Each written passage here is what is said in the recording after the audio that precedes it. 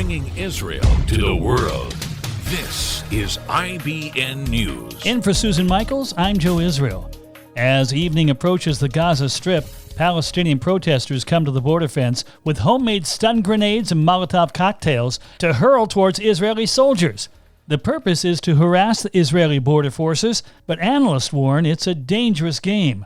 One protester, 19-year-old Fareed, says he studies engineering at Gaza University by day and then joins protest by night. He brought a homemade stun grenade, which he hurled at the border fence. There was a flash of light along with music playing from a huge portable sound system. "We'll drive them crazy," Fareed exclaimed. Street vendors nearby sold cold drinks and buses waited to take the protesters back to Gaza City at the end of the evening.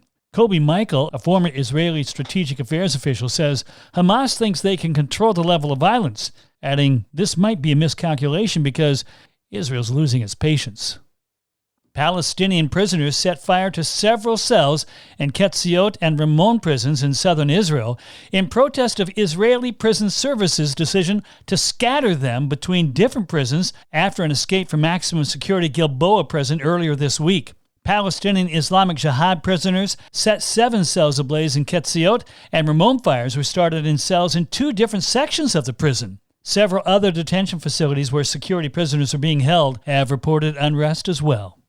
Israeli coronavirus R number has dropped below 1 for the first time in months, suggesting that the country's morbidity wave is on the decline. This measure gauges new infection averages. Any number over 1 indicates infections are on the rise, while numbers under 1 means morbidity is declining. Israel R number is at 0.95.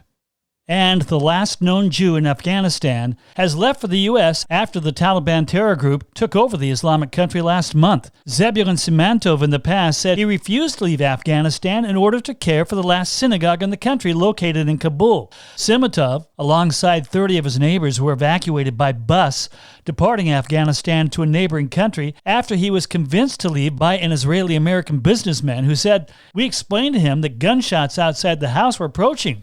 And he asked that his neighbors be rescued as well. Shortly after the rescue, a picture of Simantov was uploaded with the caption, "Zebulon will celebrate Sukkot with his family in New York." I'm Joe Israel. IBN, Israel Broadcast Network.